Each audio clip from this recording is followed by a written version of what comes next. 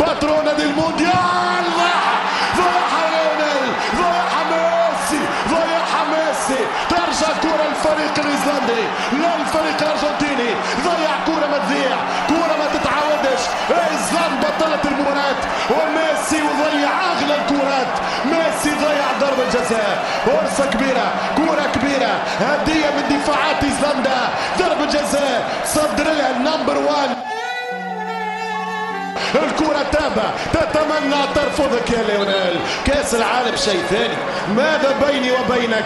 لماذا ترفضينني يا كاس الذهب؟ ماذا فعلت؟ ماذا صنعت؟ أنا الذي فعلت كل شيء، أنا الذي صنعت كل شيء، أنا الذي فزت كل شيء. أنا الكرة اللي تضحك لي، أنا الكرة اللي ضحكتها، أنا الكرة اللي حطيتها، أنا الكرة اللي أمرتها. أنت لماذا ضدي يا كرة المونديال؟ لماذا أنت ضدي يا كرة المونديال؟ مونديال من بعد مونديال، دورة من بعد دورة، كاس من بعد كاس. ترفض أغلى لاعب وأفضل لاعب في 30 سنة أخيرة وأكبر أفضل لاعب التاريخ البولغا دي أرجنتينا.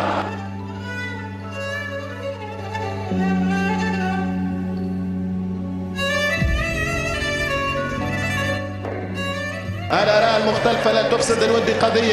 قضية ميسي كاس عالم، يحاول أن يحقق اللقب المقطوع من الرصيد، العضو المقطوع من الرصيد.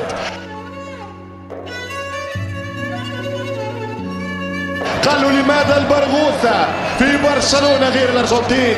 سأجيبكم لماذا. الكلمة من كلمات واللفظ من ألفاظ ومفردة من مفردات، لأنه في برشلونة ليس مثل الأرجنتين.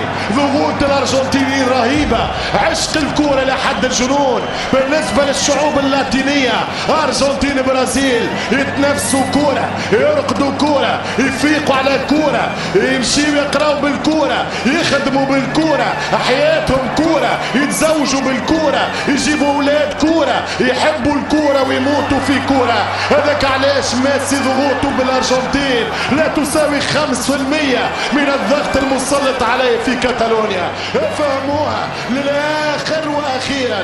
ميسي في برشلونة مدلل، ملك، امبراطور، يحكم، يتحكم، يعمل اللي يحب ويعدي ويتعدى.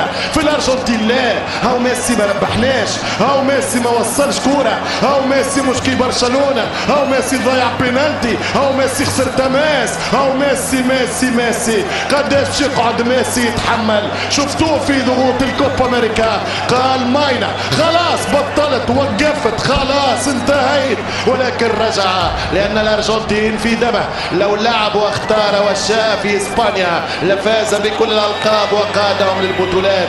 هي مسألة ضغط يا سادة. في الارجنتين يقتلونك من اجل كرة.